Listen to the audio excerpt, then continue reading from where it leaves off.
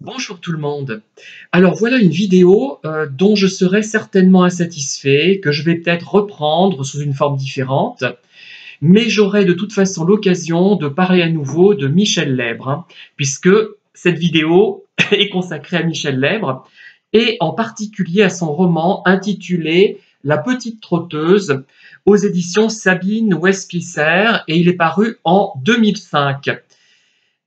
Alors, déjà, qui est Michel Lèbre, en fait, je pense que vous la connaissez, c'est un auteur quand même très connu, même si on en parle moins que certains auteurs un peu discutables, hein. Elle est née en 1939, c'est un peu la génération de ma mère, finalement, qui était née en 1935, et elle a fait ses études de lettres et d'histoire à la fac de Clermont-Ferrand. Donc ça, c'est intéressant comme information. Ensuite, elle est devenue institutrice, puis directrice d'école maternelle ou primaire, je ne suis pas sûre de moi. Et je suppose que c'était dans le Puy-de-Dôme, hein. Peut-être que certains Puy-de-Dômois l'ont connue, ça serait amusant qu'ils tombent sur cette vidéo et qu'ils me fassent part de leurs impressions. Et à partir de 1975, elle va à Paris et elle fait partie, nous dit Wikipédia, de la gauche radicale. Alors, elle est auteure, si j'ai bien compté, de 19 romans et d'un essai. Elle aurait commencé assez tard, si j'ai bien compris, en 1989, l'écriture, je veux dire, hein. Remarquez, moi, j'ai commencé à 38 ans, hein. Ce n'était pas non plus très tôt dans ma carrière. Dans ma carrière, c'est idiot, enfin c'est bizarre, bref. Alors, le roman dont je parle donc est de 2005, La petite trotteuse, et c'est un roman qui m'a vraiment énormément marqué. Alors, je vais un petit peu récapituler comment les choses se sont déroulées. Je l'ai trouvé chez Gibert, qui n'existe plus d'ailleurs, hein, et qui a été remplacé, je crois, par un restaurant. Encore cette notion de palimpseste, hein, qui me taraude, qui me poursuit. C'était avenue des États-Unis. Les Clermontois connaissent Gibert avenue des États-Unis, hein. Il a disparu il y a quelques années seulement. Et parmi les livres soldés, il y avait donc La petite trotteuse. J'ai dû le payer, je sais pas, quelque chose comme quelques centimes d'euros, il me semble, hein. Et ça, je sais pas pourquoi, ça m'a attiré ce livre. Alors que je ne suis pas tellement attiré par des couvertures aussi sobres finalement, hein. Je suis normopensant par bien des aspects. Et voilà, je l'ai acheté. Et je l'ai lu en 2014. C'était en 2014. Alors, depuis 1991, depuis que je vais à l'armée, en fait, hein, je note scrupuleusement sur un document qui est devenu un document Excel, d'ailleurs, avec le temps, enfin l'équivalent d'Excel, tous les livres que je lis. Et en 2014, je vois La petite trotteuse de Michel Lèbre. Et je vois à côté, j'ai pas mis d'étoile du tout. Je ne sais plus, j'ai un trou. Je sais que ce roman a dû me déconcerter et je ne lui ai pas mis les étoiles comme j'en mets habituellement, de soit aucune étoile si le livre m'a paru moyen ou moins que moyen, soit une étoile s'il est intéressant mais pas abouti, 2 étoiles s'il est intéressant, abouti mais pas extraordinaire, 3 étoiles s'il est pleinement abouti et vraiment bien, et 4 étoiles, les romans qui vraiment me marquent très profondément. Voilà, donc en 2014, je lis ce roman, il me laisse sans doute interloqué, je ne sais pas quoi en penser, et il faut dire aussi que sur les 1850 livres, je ne sais plus combien j'en ai lu depuis 1991 que j'ai lu, je lis beaucoup de romans de gare, il faut dire ce qu'est, hein, beaucoup de romans de gare, et je me plains après qu'on ne veuille pas lire mes livres, et beaucoup de biographies, notamment pas romancées, mais de vulgarisation historique. J'aime beaucoup ce genre, Castello, Decaux notamment, pour les plus anciens, mais des livres quand même documentés un petit peu sérieux, hein. Ce sont des ouvrages rédigés soit par des gens qui sont plus des conteurs que des historiens, comme Decaux ou Castello, excellents d'ailleurs, hein, dans leur genre, ou alors de vrais historiens qui essaient un peu de trouver un public, de trouver des lecteurs, et qui écrivent des livres un petit peu faciles et très divertissants. Il y en avait notamment une collection dans les années 60 de Lausanne, je crois, sur les femmes. Et j'ai lu récemment un livre sur la Grande Mademoiselle, un autre sur Madame du Défend, la fameuse salonnière et épistolière. Enfin voilà, des livres comme ça. À la fois facile à lire, mais pas trop bête quand même. Voilà. Et donc, en 2014, j'estime sans doute que ce livre n'est pas à mon goût, puisque je ne mets pas d'étoiles. Mais dans les années qui suivent, entre 2014 et 2023, fin 2022, on va dire, il me trotte dans la tête. J'y pense sans arrêt. Comme quoi, on peut ne pas apprécier un livre au départ, et en fait, on se rend compte qu'il y a quelque chose à tirer de ce livre. On se dit, il y a quelque chose de... qui nous frappe, qui nous marque, et je l'ai recherché, je l'ai perdu, ce livre, je l'ai perdu. Moi, j'arrive pas à faire la différence entre égaré et perdu. Égaré, on se rend compte qu'on a égaré quelque chose quand on le retrouve, donc on l'a pas perdu. Vous voyez, égaré et perdu, je n'ai jamais compris la différence que certains faisaient, parce qu'en fait, on croit avoir perdu quelque chose tant qu'on ne l'a pas retrouvé, et on se rend compte qu'on l'a égaré quand on retrouve l'objet en question, ou le livre en question en l'occurrence. Voilà. Et je me dis, mais où je l'ai mis? Je le cherche parce qu'on avait déménagé de Beaumont, même du Mont d'Or à Beaumont, ensuite de Beaumont à Thiers, et je ne trouvais plus ce livre et je ne l'ai toujours pas retrouvé. Et je dis, mais il faut que je le relise, il faut que je le retrouve, il faut absolument que je relise ce livre, il est important. Voilà, pour moi. Parce que c'est important dans l'absolu, je pense aussi, et important pour moi. Et il se trouve que vers la fin, en 2022, certainement fin 2022, je retrouve dans une boîte à livres. Et c'est cet exemplaire-là. Hein. Peut-être que je retrouverai l'autre, un de ces jours, je vous le dirai. Et il est issu de la médiathèque municipale de Saint-Rémy-sur-du-Rôle, retiré des collections. Alors déjà, je trouve ça grave de retirer un pareil livre des collections. Il devrait faire partie de la base de la bibliothèque. C'est une honte. J'ai envie d'écrire à Saint-Rémy même presque, pour leur dire, mais vous vous rendez compte ce que vous avez fait? Et en fait, l'explication est là. C'est que personne, apparemment, ne l'a retiré, ne l'a lu depuis l'origine. Hein, parce que le titre n'est peut-être pas assez racoleur et il n'entre pas dans une catégorie très nette.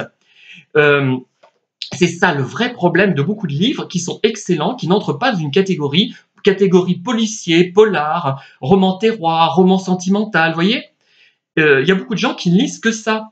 Et moi, j'ai tendance à être un peu comme ça aussi. Et donc, quand je critique ceux qui ne veulent pas lire mes livres, ou qui les trouvent incompréhensibles, insatisfaisants, eh bien, je devrais me prendre en exemple, me dire, mais attends, toi aussi, tu es comme ça. Tu cherches des livres par catégorie parce que pourquoi on fait ça? Moi, je trouve que c'est par rapport à l'anxiété. Pourquoi on lit autant de policiers? C'est parce qu'on est angoissé par la vie, par le temps, par l'impermanence des choses, par le côté palimpseste de tout ce qui nous entoure, et on lit ça pour nous désangoisser. Voilà, nous ôter notre angoisse. Je ne sais pas si désangoisser, ça existe. Alors, je vais donc parler de ce livre, et je dois dire... ah oui, peut-être que je devrais parler un petit peu des prix qu'a obtenu Michel Lèbre. Mais cette vidéo ne sera pas construite de façon rigoureuse. C'est une vidéo sur d'une poésie philosophique. Voilà. En fait, je suis dans ce créneau psychologie philosophique, poésie philosophique, poésie, mais au sens large, pas au sens de poème avec des vers. Hein. Et aussi interrogation sur le temps. La petite trotteuse, c'est la petite trotteuse d'une montre, d'une pendule en fait. Voilà, c'est ça qui est important, c'est le temps. Alors, Michel Lèbre, précisons quand même qu'elle a obtenu le prix des libraires, je pense pour ce roman, prix Printemps du roman, prix de la ville de Saint-Louis pour La petite trotteuse. Et pour le Canapé rouge, elle a obtenu le prix coup de cœur du Point, prix Marc Orlan, prix Goncourt choix polonais, hein, attention, et prix des 1000 pages. Alors, je suis content qu'elle n'ait pas obtenu le prix Goncourt parce que ça l'aurait dévalorisé à mes yeux. Hein. Je suis désolé. Hein. J'espère qu'elle ne va pas tomber sur cette vidéo parce qu'elle va se dire « mais qu'est-ce qu'il me raconte ?» Parce que j'ai l'impression que le prix Goncourt, c'est un prix qui concerne des gens arrivistes. Moi, je ne sais pas, je suis peut-être un peu dur, mais j'ai l'impression que c'est le prix des arrivistes. Mais attention, il y a de très bons auteurs qui l'ont obtenu. J'en ai lu un, notamment en 1903, je crois. Je crois que c'était l'école maternelle et que j'ai trouvé réussi, intéressant. Pas extraordinaire non plus, mais intéressant. Voilà. Voilà ce que je peux dire déjà sur ce livre, mais je vais vous faire une révélation, c'est que ce livre a effacé pour moi tous les auteurs qui ont précédé. Je suis désolé, hein, les grands auteurs du 19e, que j'apprécie quand même encore, mais ils sont après, ils viennent après pour moi. Parce que cet auteur, elle réussit à saisir, enfin, à tenter de saisir ce qui est impossible à saisir. Une impression, le soleil qu'on reçoit sur le visage à un moment donné, le vent qui passe dans nos cheveux, des choses comme ça. J'ai l'impression qu'elle a réussi presque à les emprisonner, à leur donner un sens à toutes ces petites choses de la journée. Et vous verrez avec les... Mais en disant cela, j'ai l'impression d'avoir rien dit et d'avoir effleuré le travail de Michel Lèbre, en fait. Hein. J'ai l'impression d'avoir survolé son travail, de ne pas l'avoir traité, mais les citations vous feront mieux comprendre que tout discours de ce que je veux exprimer, en fait. Hein. Et voilà, et je dirais même qu'elle a influencé mon écrit et elle a fait que je suis actuellement, depuis que je l'ai relu, en fait, je vais peut-être oublier de vous le dire, je l'ai relu 2 fois en 2023. J'ai lu ce livre 3 fois. Ça ne m'est quasiment jamais arrivé, à part avec La Comtesse de Ségur, je dirais, hein, ou alors avec Les Fantomettes de Georges Solé, ou peut-être certains Alice. Mais c'est peut-être pas très flatteur comme comparaison, mais c'est des livres qui m'ont énormément diverti, que j'ai relus. Et les autres, c'est très rare que je relise un livre, en fait. Hein. Voilà. Et celui-là, je l'ai lu 3 fois. Une fois en 2014 et 2 fois en 2023. Et je viens d'en terminer la lecture. Et j'ai noté des choses, d'ailleurs, sur le livre lui-même. Hein, je l'ai lu dans le train. Et j'ai noté toutes les phrases qui m'avaient marqué. Alors, voilà ce que, en vrac, parce qu'on ne peut pas... parler de ce livre de façon rigoureuse. À mon avis, c'est impossible puisqu'il fait allusion à des choses qui sont impalpables, qui sont dans le désordre, qui sont de l'ordre de la poésie, qui sont de l'ordre de l'analyse du passé. D'où l'intérêt peut-être de l'auteur pour l'histoire. Elle a fait des études d'histoire, hein, rappelez-vous, dans la brève présentation que j'en ai fait. Voilà.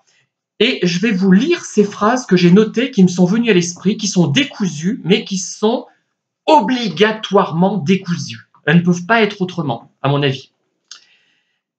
Alors, je dirais, seul l'auteur peut comprendre ce livre et peut-être pas complètement. C'est-à-dire que un auteur ne comprend pas à fond ses livres. Parfois, le livre le dépasse. Rappelez-vous, dans Le Lac étincelant, le personnage me dépasse et elle est perturbée par une phrase qui la dépasse, qu'elle ne comprend pas elle-même, que moi-même je ne comprends pas. Et ce n'est pas risible, c'est très sérieux, très important. Alors, quand j'ai lu ce livre, alors, elle traite de l'impermanence, de l'éphémère, l'éternité malgré cette impermanence, les traces laissées dans les maisons, là c'est très important, puisque dans le livre, c'est une femme qui visite des maisons, voilà, et qui n'achète jamais. La course folle du temps, l'impressionnisme, l'impalpable, le passé qui se mêle au présent sans toujours prévenir le lecteur, les propos faussement banals, la permanence des sentiments et des idées, ça c'est très important, le théâtre de la vie, le passé, le présent mêlés, le récit fortement désordonné et décousu, le sentiment de torpeur, le passé disparu et toujours présent, et elle n'utilise pas de guillemets quand elle répète les paroles de ses personnages afin d'éviter de rompre la continuité du discours. Voilà ce que je peux vous dire. Donc j'ai noté aussi, je vais relire ce que j'ai noté, elle a effacé les auteurs précédents, que j'ai pu lire précédemment, sur le plan du réalisme, de la sincérité, de la traduction des éléments impossibles à traduire en mots. C'est du réalisme et de la poésie, du réalisme poétique, la poésie de la réalité, mais aussi la poésie de l'impermanence, la permanence de l'intelligence et des sentiments. En fait, c'est un livre très terre-à-terre, mais en même temps très éthéré et très poétique. C'est ça qui est extraordinaire. Ceux qui veulent de la réalité, lisez ce livre et lisez du Michel Lèbre, finalement. C'est la réalité. C'est la réalité, c'est fou, mais les auteurs du terroir ne sont pas dans la réalité. Michel Lèbre est dans la réalité. Voilà. Enfin, et je vais vous lire maintenant, je vais peut-être, tant pis si la vidéo est un peu longue, je vais vous lire des passages que j'ai retenus, qui m'ont semblé importants. Je ne les commenterai peut-être pas d'ailleurs parce que ça se passe du commentaire à mon avis. La gare était assoupie sous le soleil. Je pensais que si j'achetais la maison que je venais visiter, ce décor pourrait devenir familier. Je cherchais... euh, je me contentais d'explorer les lieux et de m'abandonner à quelques rêveries qui me rapprochaient peu à peu de ce que je cherchais et que j'étais incapable de formuler clairement. Je perdais mon regard derrière la vitre du train. Le paysage me ressemblait, une lassitude, une douceur aride, un désir inassouvi. La soif de tout montait de la terre, comme d'un corps épuisé dont les cris inaudibles s'étranglaient dans la touffeur de l'été. Le ciel d'un bleu trop limpide écrasait la campagne que la moindre étincelle semblait pouvoir allumer et ravager en un instant. Je sentais au fond de moi ce danger, cette catastrophe possible. C'était sans doute ce qui me plaisait. Je percevais des bruits domestiques à travers les fenêtres ouvertes. Elle passe dans une rue. Nous sommes, nous sommes montés à son rythme lourd et lent. De temps à autre, elle perdait l'une de ses espadrilles qu'elle renfilait d'un geste vif. Un homme à bicyclette s'est engagé dans la rue, suivi de son chien, langue pendante et souffle court. Il n'y avait personne. Un chat orange dormait sur ce qui devait être un registre.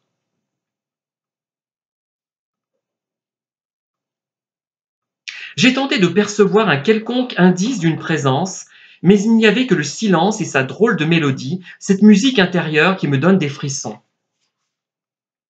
De toute façon, il n'y a rien à la Pinède, a-t-elle ajouté, sur un ton péremptoire. J'en déduisis que pour elle, l'océan et les pins n'étaient rien. La fille a pris le chat contre elle et a disparu dans les profondeurs du rez-de-chaussée. Les endroits où je ne faisais que passer me procuraient une paix incomparable qu'aucun espace de mon propre sens, de mon propre univers ne m'avait jamais apporté. Le désespoir n'existe pas pour un homme qui marche.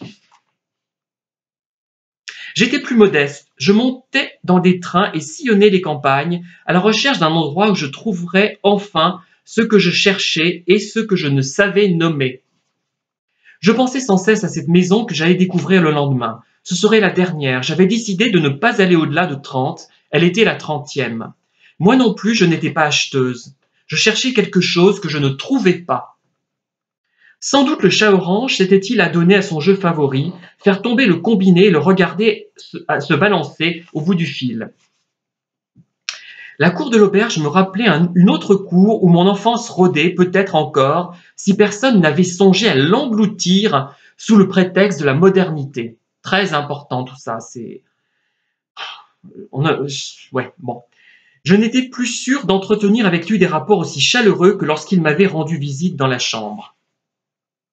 C'est un peu chaud, mais très désaltérant, a déclaré la femme en posant la soupière près de moi. Je n'ai pas osé l'évoquer, je devinais qu'un silence gêné serait l'unique réponse à une confidence. Cela m'était égal et ne la regardais pas. J'ai eu envie de demander le nom des propriétaires, mais quelque chose m'a retenu.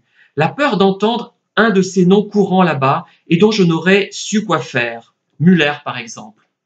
Voilà, je vous lis des phrases tirées de indépendamment de leur contexte, mais c'est exprès. Hein. Voilà. C'est pour tout le temps ou pour les vacances, a-t-elle demandé. Depuis quelques mois, je ne faisais plus la différence, alors je n'ai rien trouvé à répondre. J'ai haussé les épaules, le doute. Elle comprenait, mais je n'ai pas osé demander ce qu'elle comprenait exactement. Théo m'attendait lui aussi et il s'occupait du chat. Il respectait mon silence, ne téléphonait plus et ce vide entre nous créait un lien que je n'aurais su définir. La photographie en noir et blanc représentait un vieux port de Marseille, disparu, enfoui au large, dans la mémoire des vagues. Nous aurons l'au-delà de nos jours. Ma mère entrait alors en scène avec l'expression hagarde de celle qui ne sait ni son texte ni dans quelle pièce elle joue.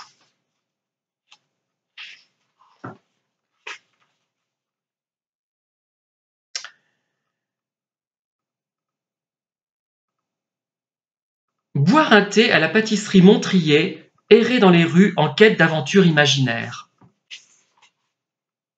Le chat orange a émis un miaulement sourd. La pluie redoublait tout à coup, et dans la glace de l'armoire le toit de la maison d'en face ressemblait à une mer déchaînée sur laquelle flottaient les meubles de ma chambre d'adolescente. Mon père et son journal du matin déployés contre une voile en plein vent, tandis que j'entendais ma mère réciter son monologue quelque part au fond des eaux.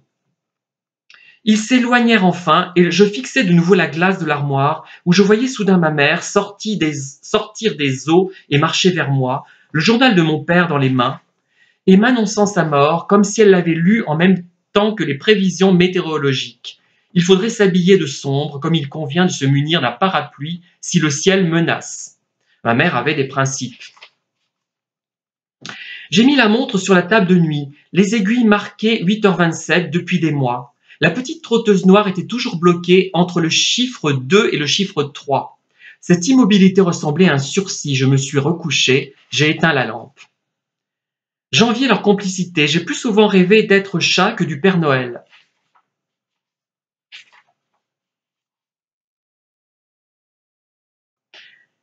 Je ne sais pourquoi, c'est ce murmure qui m'a réveillé. Alors j'ai de nouveau allumé la lampe et lu le livre jusqu'au bout.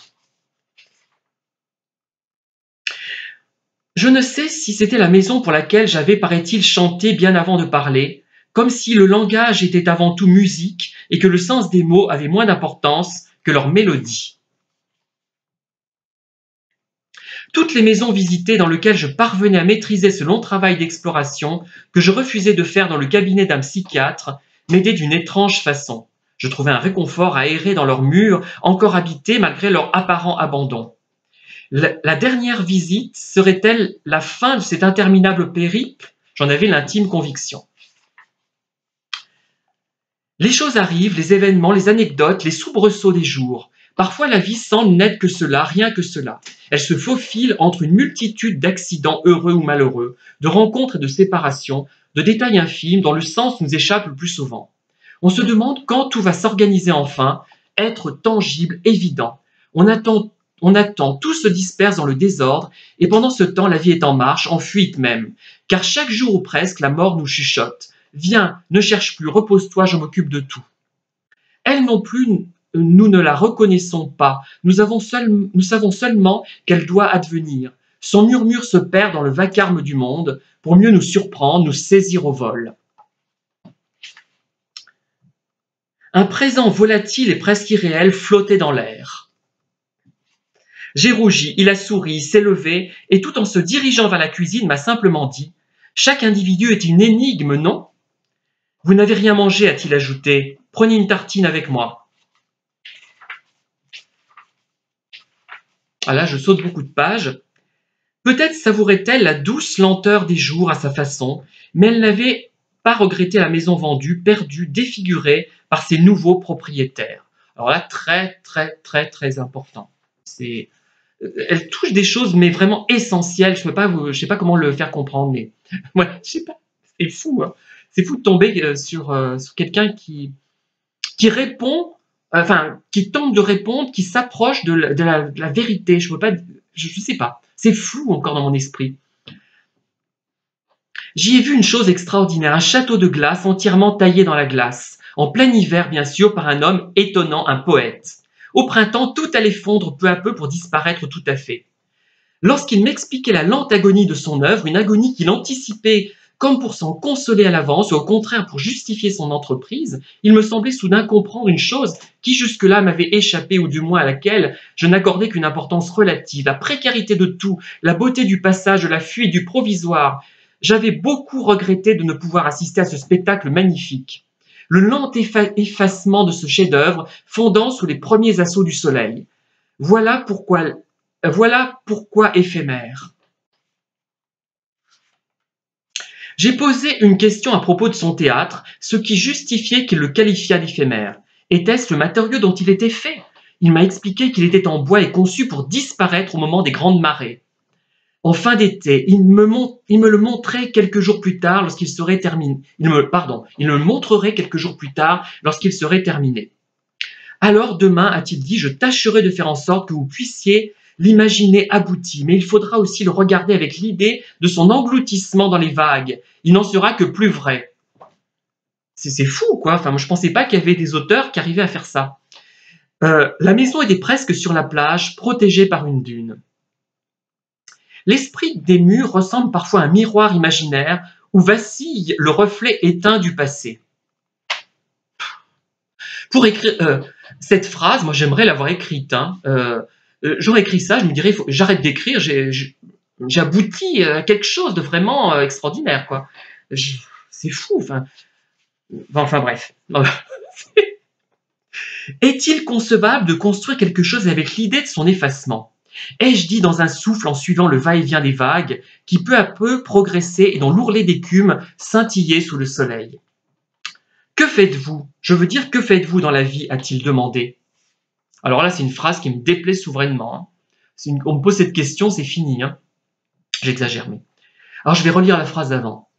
L'esprit des murs ressemble parfois à un miroir imaginaire où vacille le reflet éteint du passé. L'esprit des murs ressemble parfois à un miroir imaginaire où vacille le reflet éteint du passé. On ne peut pas s'en lasser de cette phrase, hein, c'est pas possible. Ouh. C'est presque l'intérêt qu'on porte à la musique de Salieri, de Mozart, de Meyerbeer, de Bellini et de tant d'autres génies. Que faites-vous? Je veux dire, que faites-vous dans la vie? A-t-il demandé. Alors vous savez, c'est la question normo-pensante par excellence. Hein. Il a cru bon de nous conter quelques anecdotes sur de précédents propriétaires, nous affirmant que la maison avait abrité les amours illicites d'une star de cinéma avec un homme politique en vue et qu'auparavant elle était la demeure d'un vieil officier de marine à la retraite, dont la vie scandaleuse avec un jeune homme avait entraîné la désapprobation des alentours jusqu'à obliger le couple à quitter les lieux. Je visite des maisons, ai-je murmuré, tandis que l'agent immobilier faisait pour lui seul un cours de plomberie dans la salle de bain. C'est un métier. C'est un métier, m'a glissé Pascal Aurel, une obsession, ai-je ajouté. Très important ce passage aussi. Hein. Je le relis. Donc, il lui demande quel métier elle fait. Je visite des maisons, ai-je murmuré, tandis que l'agent immobilier faisait pour lui seul un cours de plomberie dans la salle de bain. C'est un métier, m'a glissé Pascal Aurel. C'est une obsession, ai-je ajouté. Voilà. Voilà, on est dans ce qu'on ne peut plus qualifier. Tellement, bon, c'est peut-être ça la poésie finalement, la vraie poésie.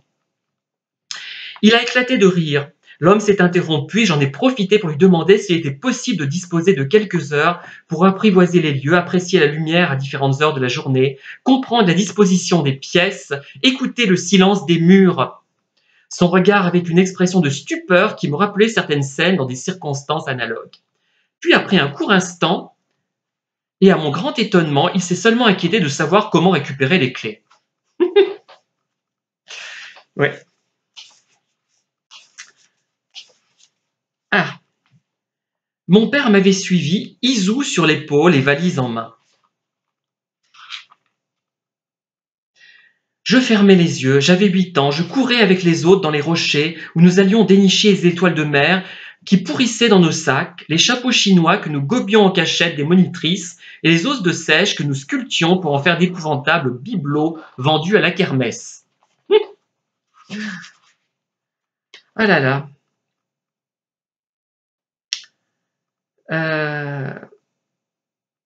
Les œuvres complètes de Bove, achetées dans une brocante. Alors là, je ne connais pas cet auteur, je suis assez ignare, hein, je lis trop de romans de gare. Ne faut-il pas sans cesse convertir sa douleur, la forcer à parler d'autre chose que d'elle, pour la rendre supportable? Le passé, même lointain, est toujours tapi quelque part, prêt à bondir.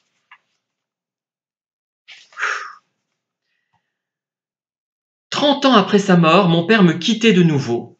La douleur était entrée en moi d'un seul coup.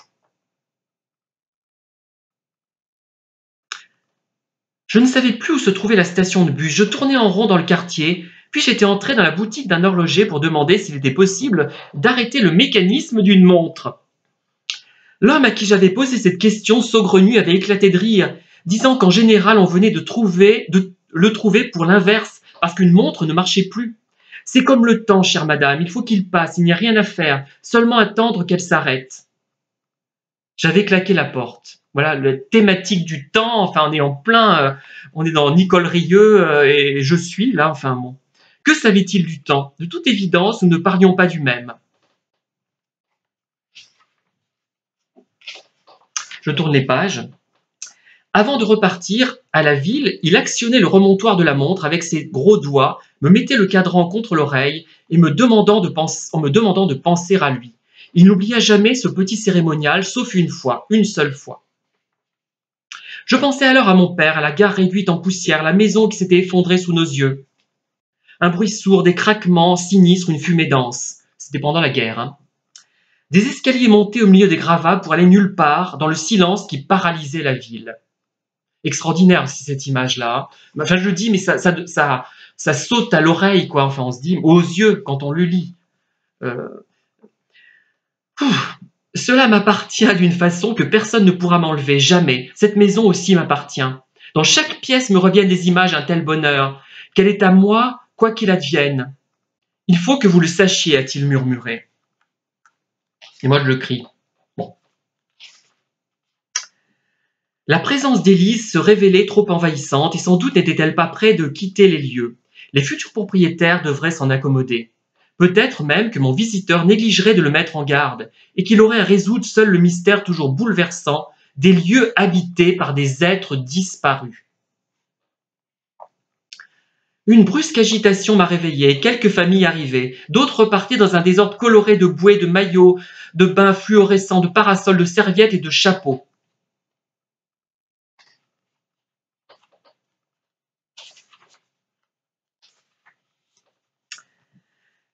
Le cliquetis des fourchettes, comme autant de points de suspension sonore, avait survolé la table jusqu'au dessert, et là, mon père avait ajouté, d'une voix refoulant un fou rire, qui peut-être l'habitait depuis l'entrevue avec Belloc, « Il vient de quitter sa femme. »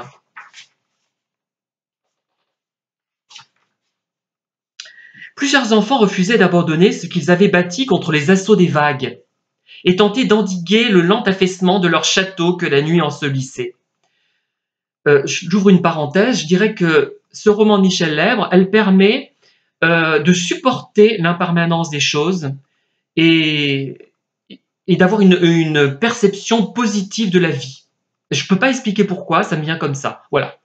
C'est très important des livres comme ça, c'est fondamental. Parfois, je ramassais un de ces petits galets qui soudain s'imposent au regard et qui, une fois dans la main, n'ont plus rien qui vaille la peine. Je me suis assise près d'une fillette. Elle creusait un trou dans lequel son bras s'enfilait jusqu'à l'épaule. Elle ne m'a pas tout de suite remarqué et lorsque ce fut le cas, elle s'est arrêtée et m'a dit « Je vais de l'autre côté, c'est très loin. » Alors je lui ai demandé pourquoi elle voulait y aller puisque c'était si loin. Elle a soudain poussé un cri.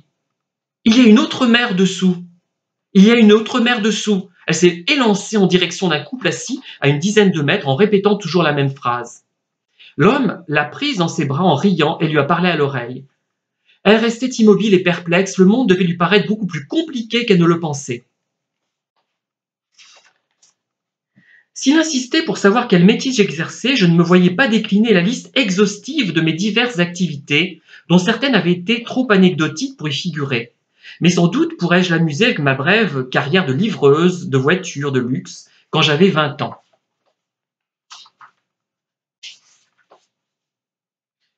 La scène se distinguait à peine dans la faible clarté qui se détachait du monde réel. Le comédien, debout, immobile, flottait dans l'ombre. L'océan remplaçait le léger tintement métallique qui écorchait l'obscurité. Rien autour de la silhouette floue, seulement le gouffre de la nuit profonde de la guerre, celle qui hantait l'auteur avant même de se déclarer. Les premiers mots crépitaient dans le silence, j'entendais le frémissement des corps près de moi, cet impalpable frisson qui étreignait la salle d'un petit théâtre parisien dont le velours rouge sang prenait soudain sens. Être spectatrice suspendue à la magie d'un texte et d'une présence, n'est-ce pas ce qui advient entre deux êtres qui se rencontrent et s'aiment en un instant? N'est-ce pas semblable à ce qui nous entraîne hors du monde et dans sa vérité la plus secrète? N'est-ce pas le même ineffable bonheur que procurent les mots portés par la musique d'une voix lorsque, par magie, celle-ci fait oublier l'impuissance de certains jours? Je vais relire le texte que j'ai bafouillé. Être spectatrice, suspendue à la magie d'un texte et d'une présence, N'est-ce pas ce qui advient entre deux êtres qui se rencontrent et s'aiment en un instant? N'est-ce pas semblable à ce qui nous entraîne hors du monde et dans sa vérité la plus secrète? N'est-ce pas le même ineffable bonheur que procurent les mots portés par la musique d'une... Bon. N'est-ce pas le même ineffable bonheur que procurent les mots portés par la musique d'une voix lorsque, par magie, celle-ci fait oublier l'impuissance de certains jours? J'allais le voir chaque soir renaître sur scène dans le halo pâle des aubes meurtrières de la guerre. Au bout d'une semaine, la mission m'était retirée, je perdais mon poste. Je n'avais obtenu aucun résultat, cela m'était égal, et il était tout aussi... Oh là là, cela m'était égal, et il était tout à fait inutile de tenter d'expliquer au directeur que je commençais à savoir par cœur un texte que j'entendais chaque soir au théâtre, et qui dans la journée m'accaparait entièrement au point de m'enfermer dans une chambre d'hôtel sans la moindre envie de marcher dans cette ville que j'aimais pourtant.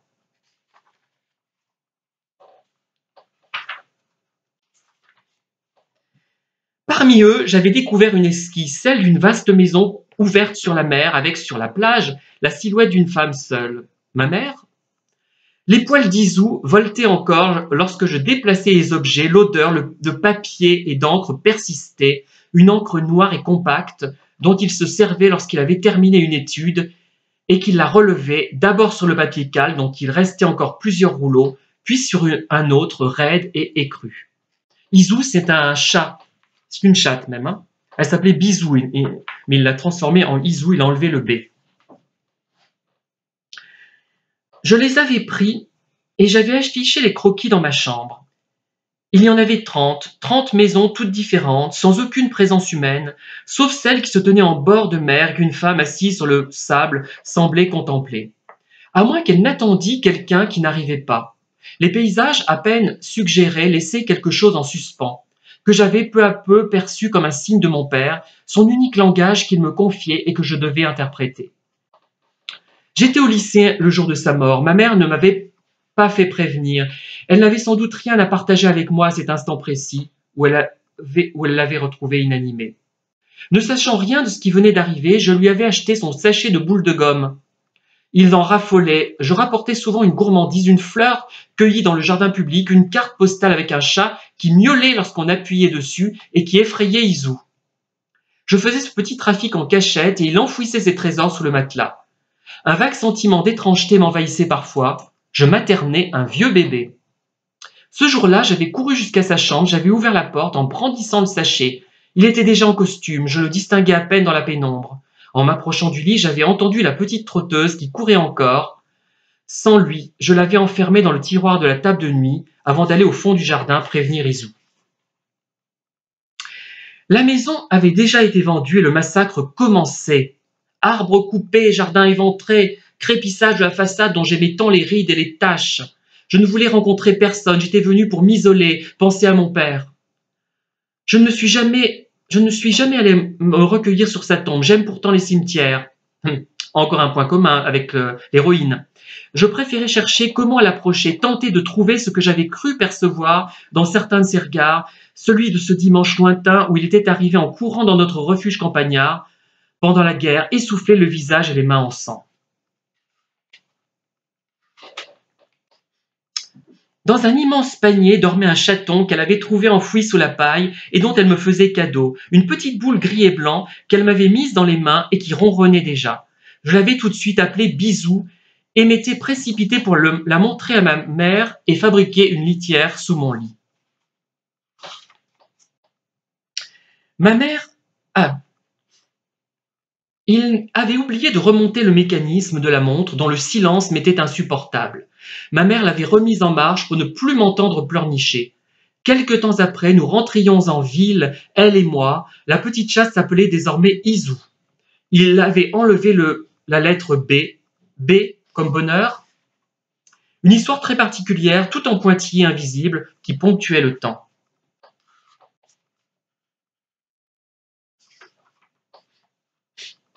Je pensais au silence des berges de la Loire, que je n'aurais pas dû quitter. Il me tardait d'en trouver la paix. Ce lent évanouissement du temps où les oiseaux frôlent un ciel tombé dans une eau paresseuse et où la lumière du soir a des reflets moirés par le soleil couchant. Le paysage ressemblait à ces tableaux que les doigts poudreux de l'oncle André faisaient surgir en mélangeant les pastels et en estompant avec le pouce les traits trop appuyés, comme s'il préférait regarder ce qui l'entourait à travers un voile, comme s'il préférait cette image floue précédant l'oubli qu'il savait inéluctable, donnant à la vie la fugacité d'un songe. Mon père posait toutes sortes de questions aux pêcheurs.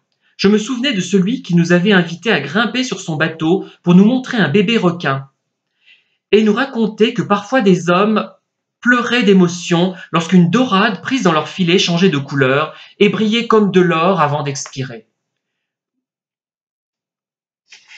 Nous achetions des sardines et des maquereaux et rentrions en longeant la plage.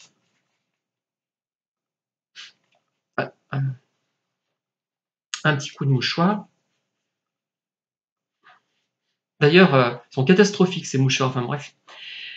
Parfois, lors d'une visite appuyée contre un mur dans la pénombre d'un couloir, j'entendais le murmure confus des vies successives qui avaient laissé là leur souffle suspendu.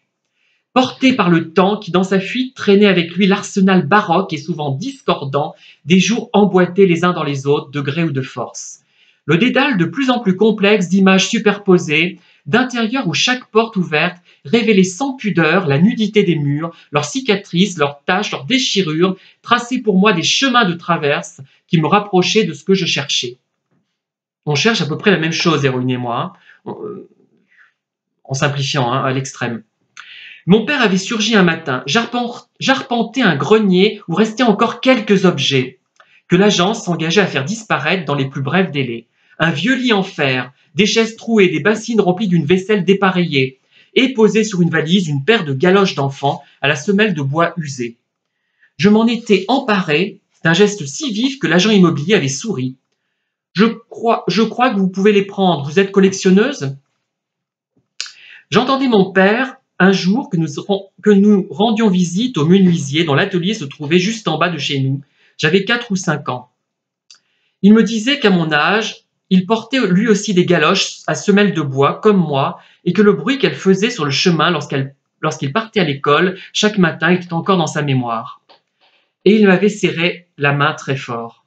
J'avais laissé les galoches, bien sûr, répondu à l'homme que si j'avais eu les moyens de faire des folies, j'aurais acheté la maison rien que pour elle.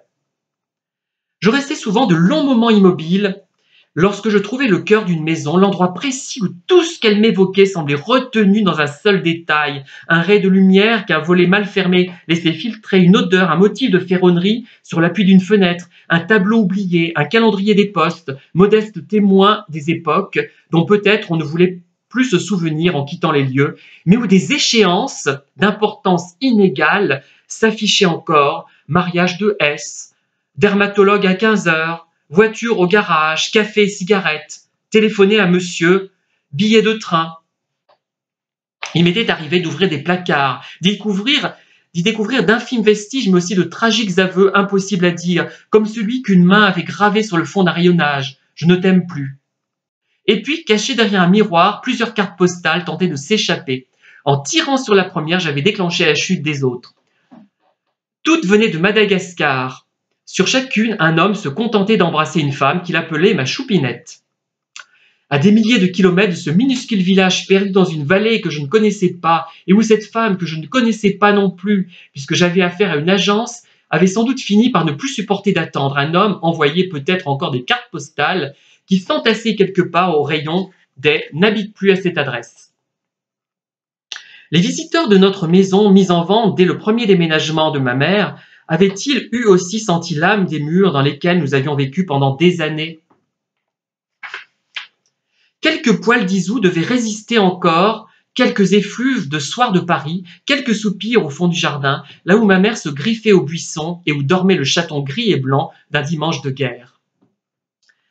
Je devais donc refermer portes et fenêtres, même si je n'avais pas la clé, pénétrer une dernière fois dans la chambre d'Élise. C'était là bien sûr que l'âme des lieux s'était réfugiée. Une âme troublée qui possédait la maison tout entière et ne se laisserait pas envahir. J'ai couru sur le sable, je me suis arrêté sur la terrasse pour contempler l'embrasement qui ensanglantait le ciel et suis monté à l'étage. Dans l'encadrement de la fenêtre, l'océan bougeait à peine, un frémissement discret, un chuchotement. Élise, qu'un amour fou avait fait fuir, devait regretter ce spectacle que rien ne pouvait interrompre, jamais ni l'absence, ni le temps, ni le chagrin le plus grand.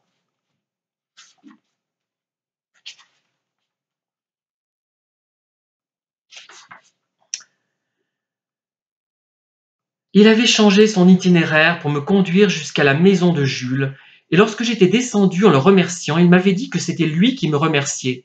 Il n'avait pas d'enfant, et ce bref voyage avec moi, un soir de Noël, était pour lui un cadeau que la vie ne lui avait pas fait.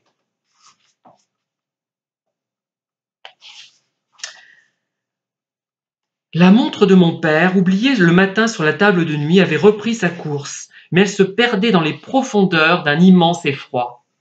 J'ai cru qu'il n'y aurait plus jamais de silence. Je m'en suis saisi, je l'ai jeté au fond du tiroir, puis j'ai ouvert l'enveloppe. Petite lumière discrète dans les entrailles obscures d'un théâtre déserté et silencieux, la servante veille, c'est ainsi qu'on la nomme. Elle veille sur le sommeil des coulisses, sur celui de la scène où les voix se sont tues jusqu'au prochain lever de rideau, sur l'immobilité des décors, la vacuité de la salle où le public a laissé derrière lui une traîne qui flotte au-delà des fauteuils, une note suspendue, à peine audible, qui peu à peu s'évanouit. Au fond du tiroir, la montre palpitait avec discrétion et rythmait l'apparition des images. Pasquier avait remis en marche la mécanique infernale d'un théâtre qui, lui, n'était pas éphémère, qu'aucune marée n'ensevelirait. Je ne savais d'où il venait, comme tous les chats, il était partout à la fois dans la maison, et sa présence me faisait du bien. Je l'ai encouragé à me suivre. Le village endormi se recroquevillait sous un ciel de plomb. Les premiers grondements de l'orage s'étranglaient au loin, mais se rapprochaient peu à peu de plus en plus fort, et j'ai attendu que la pluie m'inonde. J'ai vu le théâtre de Pasquier, qui ressemblait à une baleine échouée, et je l'entendais me chuchoter, chaque individu est une énigme. La vérité ne se tient pas ici ou là, mais dans une troisième position inconcevable pour nos esprits. Il faut se contenter de ce doute où tout paraît, comment dirais-je, suspendu devant nous. Voilà. Donc, ce roman de Michel Lèbre, donc je l'ai lu 3 fois, je vais en lire un deuxième, et dont je vous parlerai certainement. Il a influencé mon dernier titre, mais sans, pas totalement, parce qu'il y a aussi ma propre cuisine, ma propre sauce, mon propre état d'esprit qui n'est pas le même que celui de la narratrice. Roman qui concerne donc une ancienne institutrice, Michel Lèbre a été institutrice de l'école Notre-Dame de Montluçon.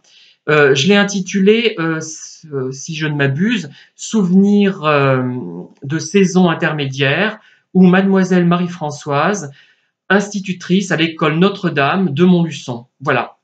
Donc il y a un rapport entre ce livre et celui-là, même s'il n'est pas si évident que cela. Mais je dirais que ce livre, dont je vous ai parlé de manière un petit peu floue, a profondément influencé ce que j'écris. Et depuis 2014, de manière incidente, parce que je ne l'avais pas apprécié, je pense, au départ, mais il m'a trotté dans la tête de 2014 à 2022, et je l'ai lu en 2023 à 2 reprises. Et voilà, donc c'est vraiment important.